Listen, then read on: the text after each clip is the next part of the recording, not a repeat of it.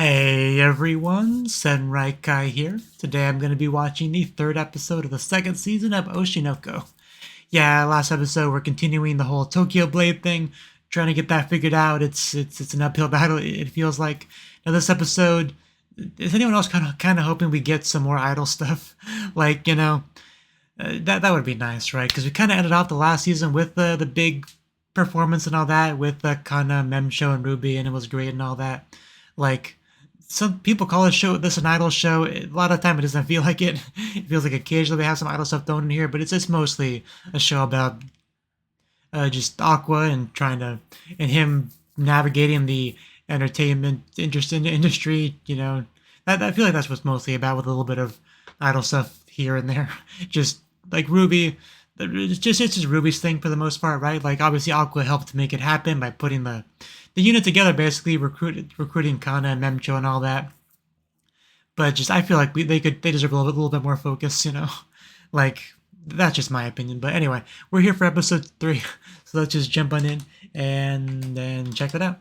As always, if you enjoy the video, please click the like button. It's for me a Patreon for early access and encourage me to keep making videos. And let us begin in 3, 2, 1, play. And as always, yeah, with the opening. First thing.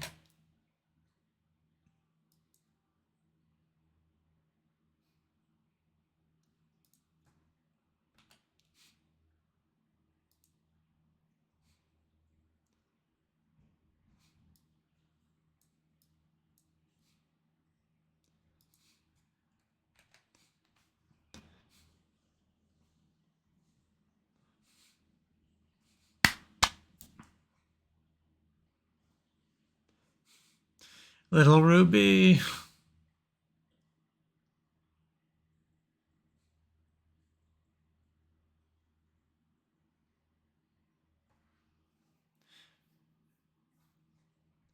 I know it would never happen, but like, I want Ai to come back. I mean, this is technically a supernatural show, so like, they could technically have her reincarnated as something. And that little bouncy shot of Ruby, might be my favorite part of the opening. But it's a great opening.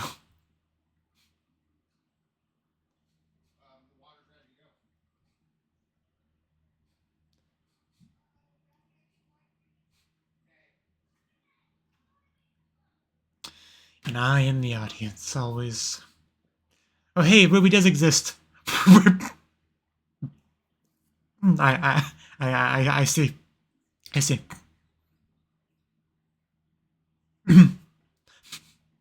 I misread that, right? Like, tell me I misread that.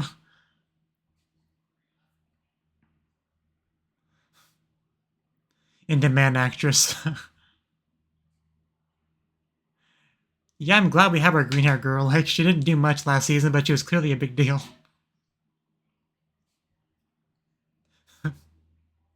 Yeah, I can see that.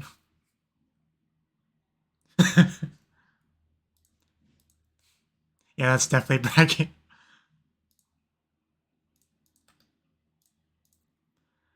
So it looks like I actually went out the subtitles, so should be fine now.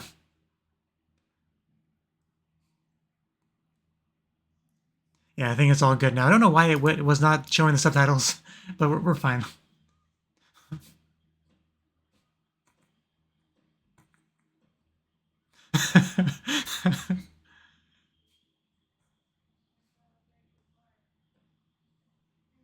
Well, I think we've had enough of that. Can we collab with like a cute girl or something? Yeah, I guess kind of that I didn't think about that, but yeah, I guess kind of is a little bit busy. Fair enough. Yeah.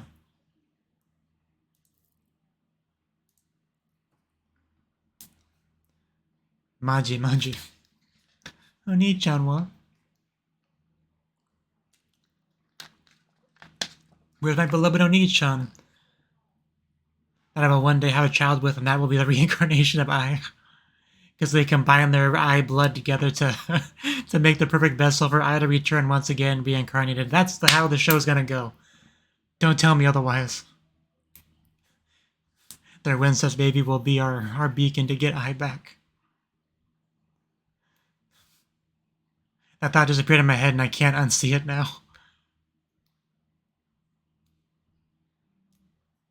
Anyway, I'll try to pay attention to what's happening. Ping pong? Really? Okay, sure. I love ping pong. I may only play it in virtual reality, but I still like it. Is he into it? See, he seems into it.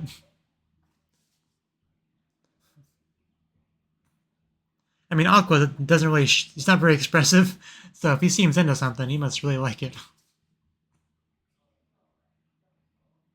Oh, damn. This show. Smash Heaven, that's a great title.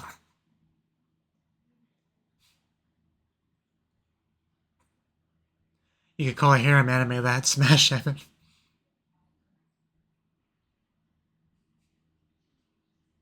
I'm just glad to be out of the damn studio. Like fresh air, sunlight, it's great.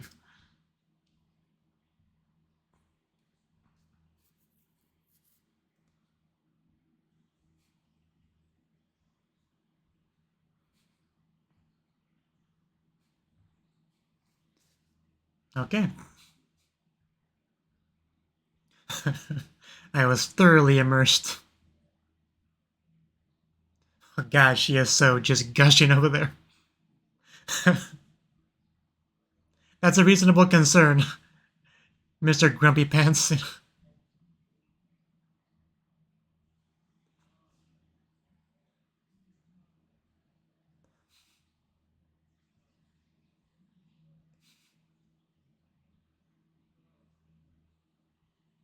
Yeah, it's cool.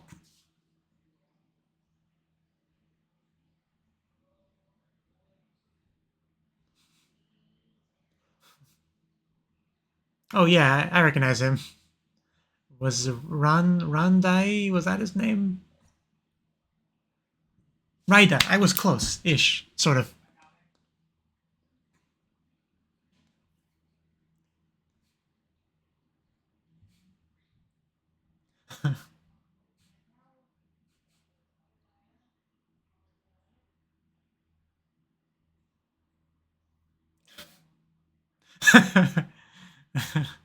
Yeah, couldn't hide it from him. He's an expert.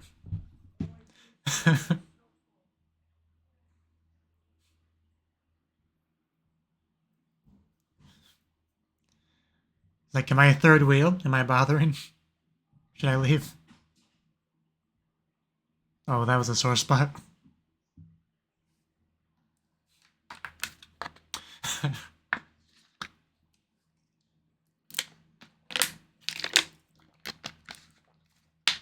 Like, screw it, I'll do it myself.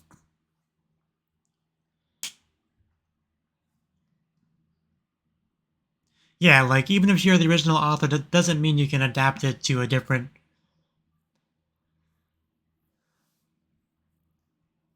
forms that you're not familiar with.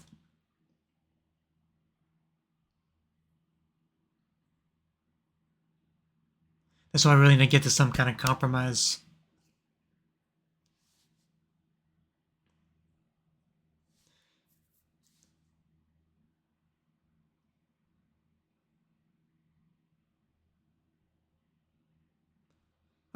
Oh, okay. Yeah, so the guy definitely knows what he's doing. And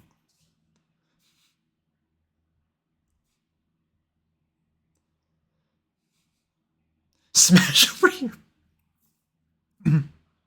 Sorry.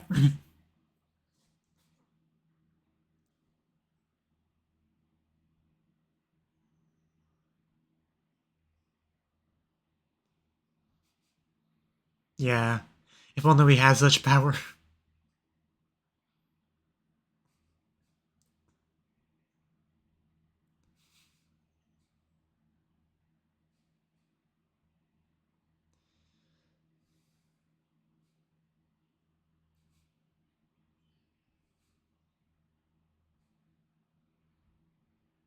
I feel like we're going to avoid that in the end. Because getting rid of him is just a knee-jerk reaction. It's not a good idea. So I don't think so.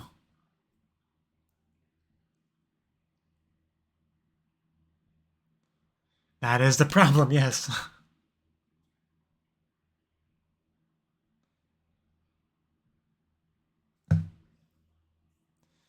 So we need to just, like, get him in a room, get a good mediator. Kana, Kurokawa, who else was there?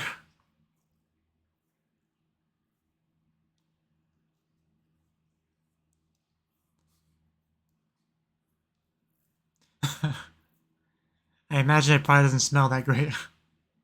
Yeah, Milt was there, who she still doesn't like. Sugoi. That might have been the least sincere Sugoi I've ever heard.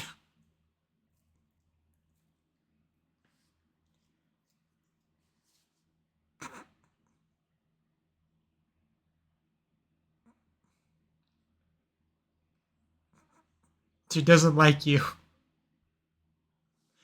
I know, right? The audacity of this man.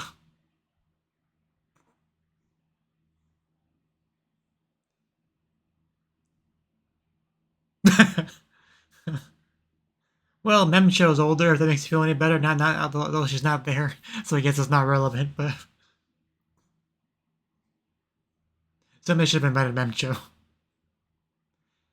If Kurokawa was there, Memcho could have been there.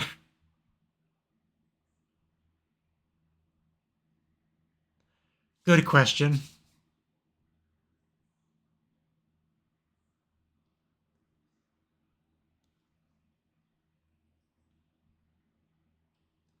That's a real problem. I know better.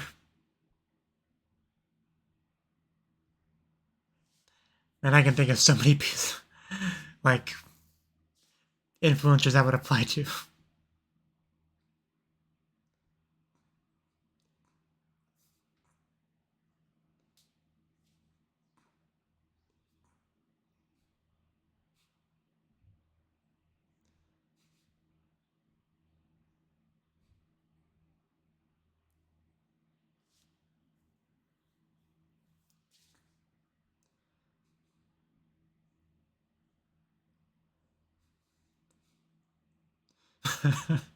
Well said. Her eyes are not smiling.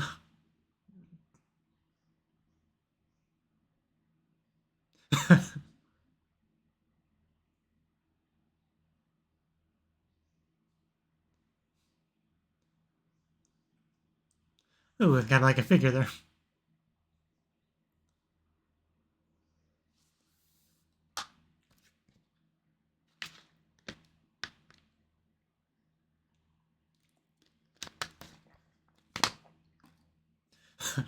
I can see that.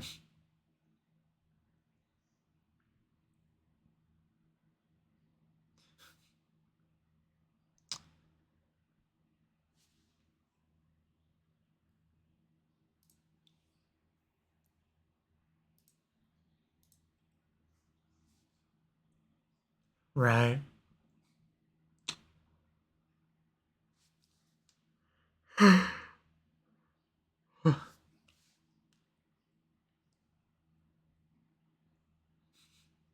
Good old Asabi.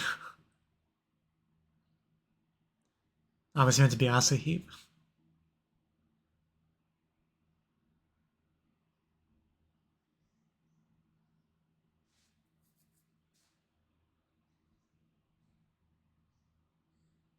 Yeah, that's a bit of a dangerous thing.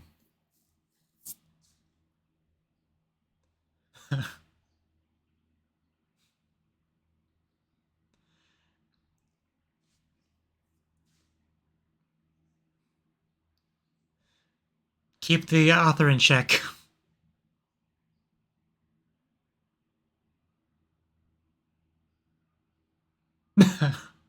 Yeah, there's a scary thing right there. Make a good story, make it keep going and going and going until it's no longer a good story. It's called milking something.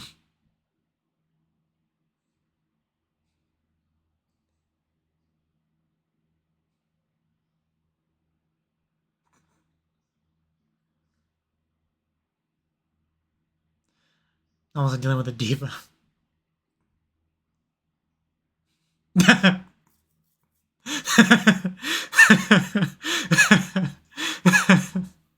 she knows. We remember what a little brat she was. She remembers that. Hold my stuff.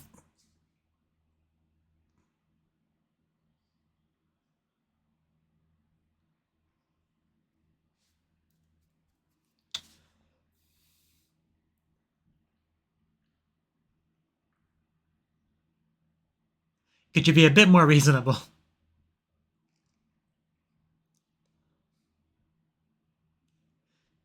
Maybe you're just not considered enough. You know, you know what? That was actually a good counter argument right there. That was a low blow. I didn't even realize it, but it is kind of the extreme ends of the spectrum. But that was a damn good point. You see that? Something that she was technically involved with as the assistant. She's like, hell no, it can happen in my work. It actually makes a lot more sense now that I made that connection. I totally get it now.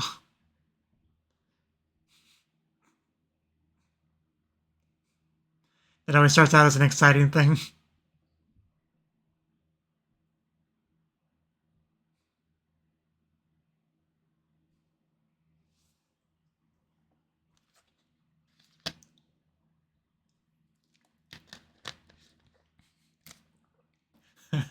I ship it.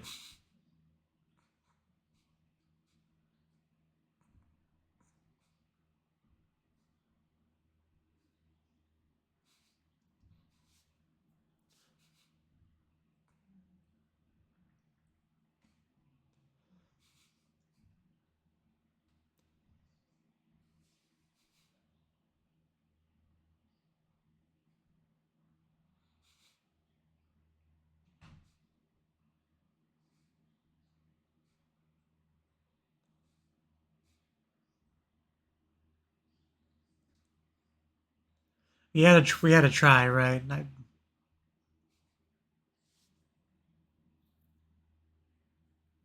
A letter, a bribe, a bribe would be funny, but I don't think so.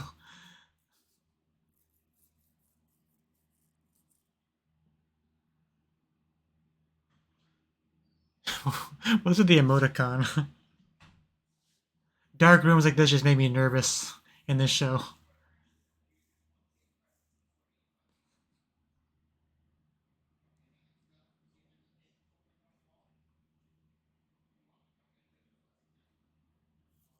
Oh,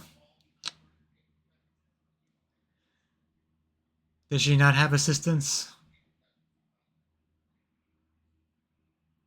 Yeah, she probably drove them off. It was just never good enough. Yeah,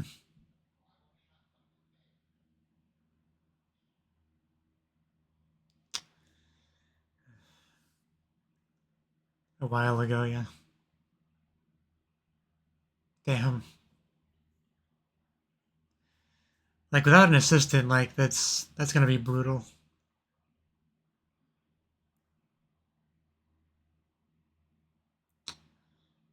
Yeah, that is not good for you.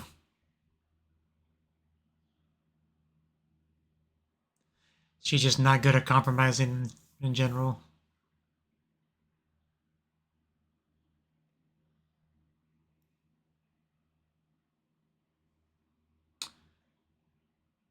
You can't do this, girl.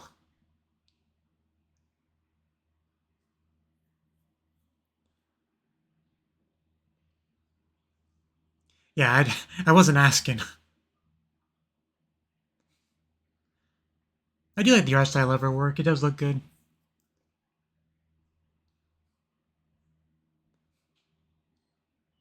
Yeah, we've already established it's too much. It just gets reinforcing that.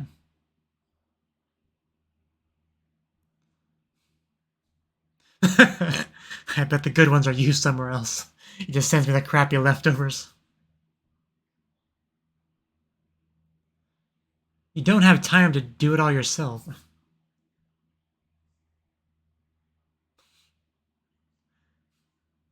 At a certain point, you gotta start getting some self-awareness. You gotta look inside. Think maybe that you're the one that needs to change a bit.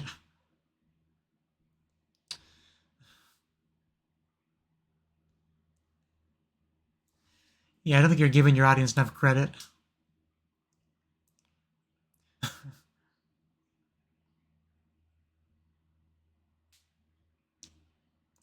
Man, getting really called out here.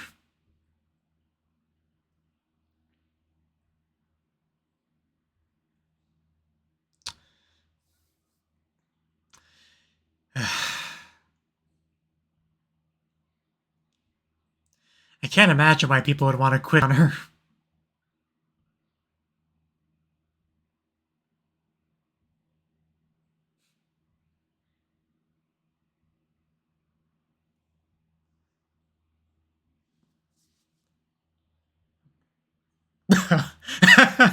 Let's go. Back and forth.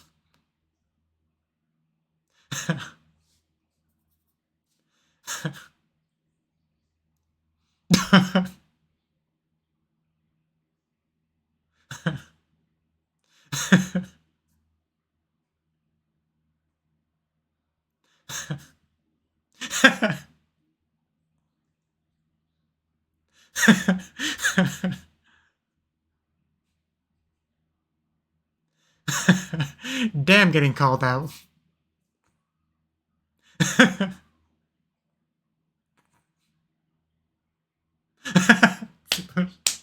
Tsuboshi desu, the way she said it. Really rubbing it in.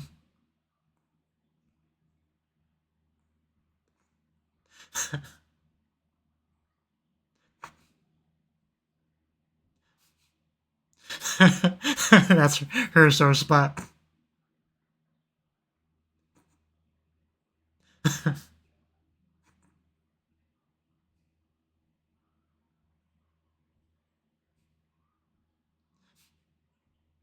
Or whatever.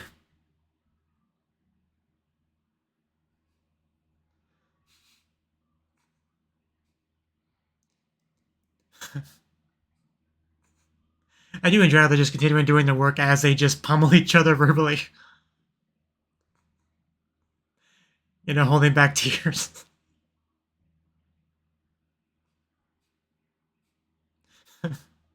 Yeah.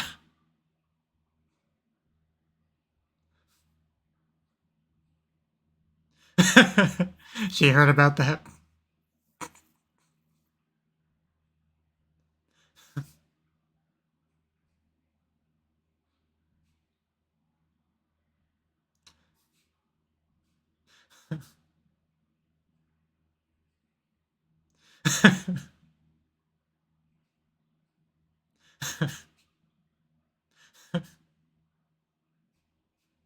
I absolutely loved that entire scene so much. I feel like so much built up tension over this arc just got just released.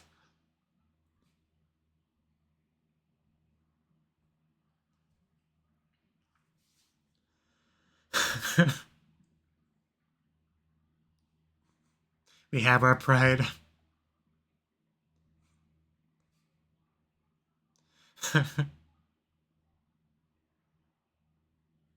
Damn, I could not live like that.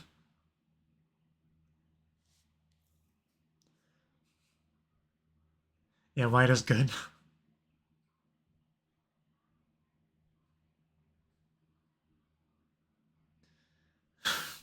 Ink stained hands.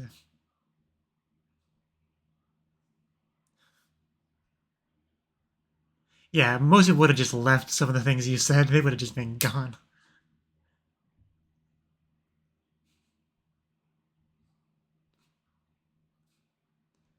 Something that she needs to learn how to do.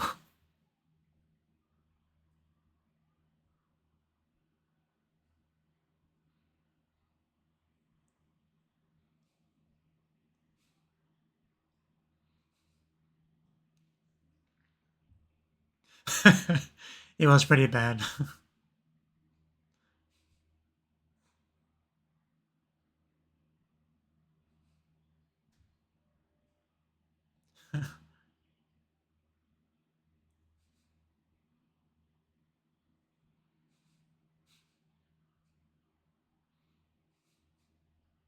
My dream is to surpass you. I'm sure it's okay. Definitely true, though.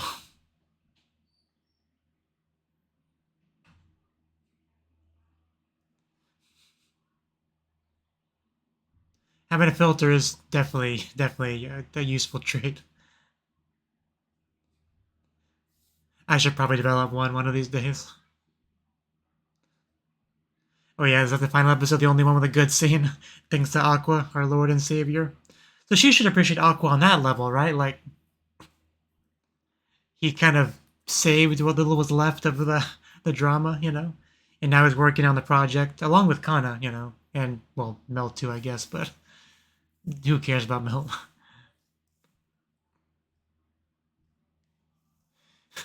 So Aqua wanted to take her to Smash Heaven. Because I'm not gonna lie, her getting smashed might put her in a better mood.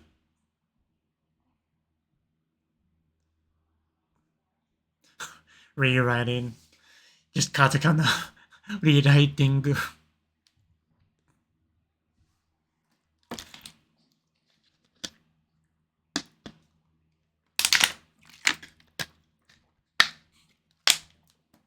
Ruby, show that chair who's boss.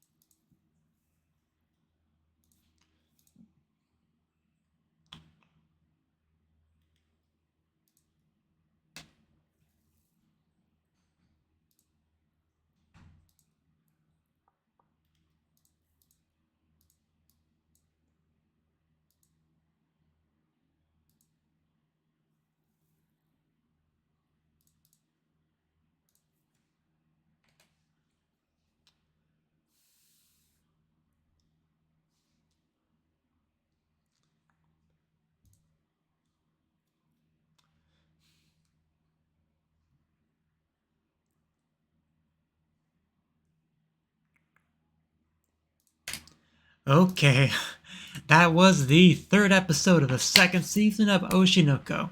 And this was a good episode. I really like this one. Probably my favorite episode of the season so far. But yeah, because it's this one, we, well, first we have the opening, of course, but after that, immediately got, like, straight up out of the studio. Like, we have the classroom, we have our girls, we, we, just make sure I actually read that correctly before I talk about it. We got we got Ruby here with her finger pointing. We're we're in Playboy. That's what she said. Is that's a thing she said. That's where we're at. It's a great shot too. Kana as our center does a great job. They all look great. They all did great. I actually kind of forgot the names of the two girls she was talking to. I should probably refresh myself on that too. Hopefully they're on the list of characters. I don't see them initially, but oh no, yeah, Shida Nui was the green-haired girl, and yeah, Kotobuki was a pink-haired girl. Okay, I'll try to remember that. But basically talking to them about it, which eventually became a little bit of a like a semi-bragging sort of thing. But of course, at the end of the day, Ruby doesn't have too much to brag about, and that's she needs more to do. That's why she goes back and is like, give me more work or whatever she said. But they did mention the Kana thing, which I'm glad they did because I just didn't think about that. Like I was like, hey, can we give some more idol stuff? Well, we could, but I mean, Kana's a little bit busy with the things she's working on now, and that's probably always going to be an issue because like Ruby and Memcho, they got less to do. I mean, Memcho has her YouTuber thing she does, but that's not too much of an obstacle as far as getting out of work done. You know, it's not too hard to work that around. But an actual acting job, a little bit different, so kind of might be the one that's kind of have to work around her schedule a bit to get things done. But definitely worth it though. She's a great member of the group. Meanwhile, Aqua goes on a date with Kurokawa, goes to like one of those fancy performance thingies, and he was really into it. You know, Aqua, he's pretty dead inside. He generally doesn't really enjoy anything for the most part, but like 50 times more enjoyable than he expected. He was into it. Kurokawa was glad he was into it. That was alone to get that was enough to get her excited, right? We had a Rondai, I hope that's his name. Also noticed how happy, how into it Aqua was. But that all that was pretty cool. We got to go hang out at Yoriko's place. That's her name, right? Yoriko. Some of these names I just don't have down because they haven't been that relevant that I really need to fix that. But yeah, Yoriko was the author of Amaguchi. I don't remember exactly something about sweets, but she's the author of that. So that's her claim to fame in the show. But basically trying to get her help with the Samejima situation, right? Sure, should I call her Abiko? I might call her Abiko. Especially if I'm going to call the other one Yoriko. Abiko and Yoriko. Anyway, we're trying to get help with her because it's a big issue, for sure. We talk about how does she phrase it? Fundamentally, doing a weekly manga isn't a job suited for humans. Like, I definitely get where she's coming from with that, because that's like, because different manga do have different schedules as far as like how frequently they come out. And I've always thought about like the really frequent ones. That's got to be just crazy difficult. Like, obviously, that's going to be the popular ones with a lot of assistants and stuff like that. But even if you have them to do a lot of the legwork, like the backgrounds and outlines and stuff like that, like, you still got to come up with dialogue and story progression, like in chapter ideas, right? Like, depending on the kind of story you do, that might be easy, that might not. It depends on the kind of work that you do. But, like, I couldn't do it, for sure. But that line was definitely a good setup for the Abiko stuff later in the episode.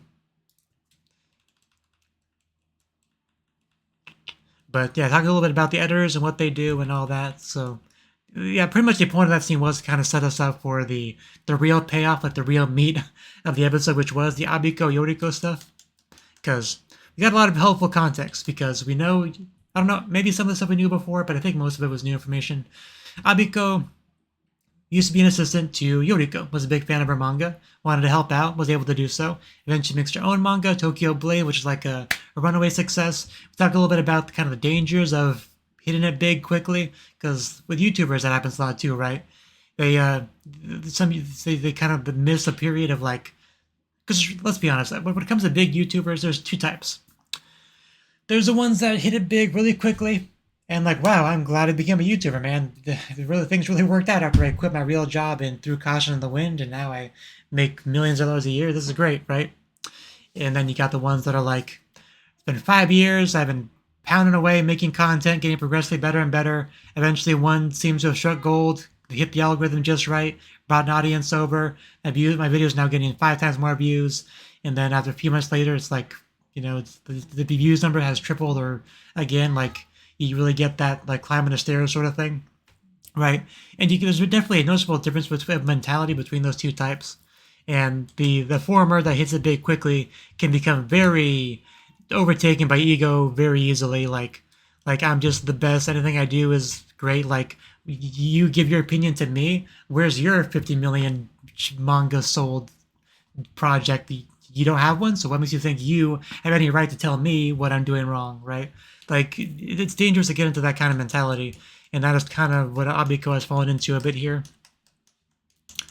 But, like, I mean, her biggest problem is just how sacredly she views her work.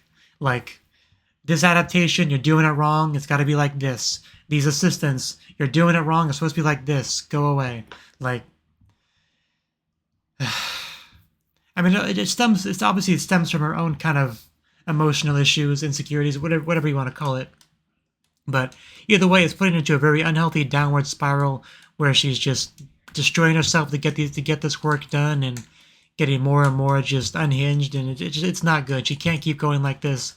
If it continued like this for even just a few more years without any change, she probably would die, like just straight up. Like your body can only handle so much getting pushed. But Yoriko shows up. She helps out because she needs help. You know, she's a good girl. But then we start arguing, right? Like, and she throws the whole appeal to authority. Would that work? Would that apply here? But like, yeah, I have my 50 million manga sold. What do you have? You know, like you can't tell me what I'm doing wrong because I'm better than you. Like that sort of attitude. A little bit oversimplifying, but that's kind of where she's coming from there. And with this attitude, it's very easy to see how she drove away just many assistants, and just if she had friends, you know, that those would be driven away too probably. But luckily, Yoriko, she's a tough one, right? She's not gonna be driven away that easily, and she like fires back, and it's just so funny the way they're both on the respective sides of the room, not looking at each other, working on the same project, as they just give each other this verbal lashing. Just Abiko just crying over there, even though she's the the more mean one, really. She's the one that's kind of like getting more emotional and getting more upset, but it's just great though. Just the whole scene was great. Like I can't do it justice with my analysis, but it was great. Eventually, we're done. We're on the floor, just half passed out. It's just the whole thing was great because we just got out a lot of pent up feelings and whatnot. But well, I want to bring this up at some point, but just the fact that the drama adaptation of Yoriko's work, I kind of underestimated just how important that was to this little plot point here, because Abiko was a big fan of the source material, helped work on it, was a big fan of all of that. Got to see it's basically like its desecrated corpse just being paraded around just to, what boost the reputation of some choice actors or whatever. Like, it was never set out to be a good project. It was set out from the get go to just serve a purpose, be disposable, like no respect given towards it. Just could you imagine something that you worked hard for being treated that way? Like, it would upset me so much. It upset Abiko so much, seemingly more than Yoriko, who just kind of like dealt with it. But Abiko being in the position that she's in, seeing all that, I could definitely get her being like, "That's not happening to my baby. I worked hard on Tokyo Blade. I made sure no crappy assistants messed it up. This is literal perfection gold here that I worked hard on. You're not just gonna like do with it as you please, like it's like a toy for you to play with and break and bend as you please. If you're doing this, you're doing it right. You're not doing it all, or I'm doing it for you." Like once I truly thought about the drama thing, a lot of other things just kind of clicked in my head. Because up until that point, I was having a little bit of trouble fully empathizing with her. Like, I got it to an extent on a surface level, but I truly understood it once I made those connections, and I definitely felt for her. And then she went to then she went to Smash Heaven at the end of the episode, you know. So I mean, I understand the idea. The idea it should be, because that was a point that Aqua was trying to make before, right? Like, she's so full of herself, it's her baby, so she feels like she can do it. Like, what, a play? It's my story. I could make it for a play. Like, I'm qualified for that. It's my story. I could do that. Aqua's like, no, it does not work that way. This is an adaptation to an entirely different platform, to an entirely different everything. You don't understand it. You might understand the story, and good for you, that's certainly a plus, but if you don't understand what you're putting it onto, it's not going to be good. You're not going to utilize the advantages that it has and whatnot, right? Like, because the best frame of reference I have is anime adaptations of source material, right? Whether it be manga, light novels, visual novels, and each one of them has its own respective challenge to get it to be a good anime. Because you just have different pluses and minuses, right? Like a visual novel, for instance, can be like, what, 50 hours long? Compare that to a 12-episode series, and even if each episode is 30 minutes, which isn't really true because of commercials, that's like, what, 6 hours? and that's, being a little bit generous. You can't fully get everything in the story from a visual novel into an anime. So you have to look at it, decide what's important, decide what works better in a more visual medium, right? Like what's not going to work very well, and like know what to cut, know what to not cut, basically, right? Know what's important. And if you were the one that wrote the visual novel story, you can certainly play a big role in helping out with that, being able to really know what's important and what's not. But doesn't mean you should be like the main person that does that, right? You should just lend a helping hand. And light novels, of course, have the issue of like a lot of monologuing, right? A lot of narration, a lot of stuff like that. That really is not in anime. Like anime might have a little bit of narration here and there, but not much, right? So you have to really know what's narration wise, what to cut and what not to cut, because people don't watch anime to hear, a bodiless voice or internal monologue. It's okay to have some of that, but they want to see characters talking, interacting, doing things with like motion, like things that look best in anime, which usually involves motion, right? It's because you can't get motion in a light novel because that's just words, right? So my point is, you really gotta know your stuff. The person that's in the best role to adapt something is somebody that's familiar with the platform it's being adapted to. So, and that shouldn't be underestimated. It was kind of my overall point for that rambling little thing. But I think that's about all I wanted to say. Just the argument scene was great, 10 out of 10. We're definitely going to watch that again. Just kind of skimming through it real quick. And yeah, I think that's pretty much everything I wanted to say. So, good stuff. Like I said, probably definitely my favorite episode of the season so far. Well, hopefully things can go in a more positive direction next episode, because I think that's kind of where we're at. We had a big argument, kind of like ripped off a bit of a band-aid off of Abiko, if that's a decent analogy for that, where she's kind of accepting how things are, and now she's going to go seek, which is going to go to Smash 7. Smashed over here. And she's going to get a new respect for the platform. I don't even know if platform is the best word, it's what I'm using. The platform that's being adapted towards. She got new respect for that.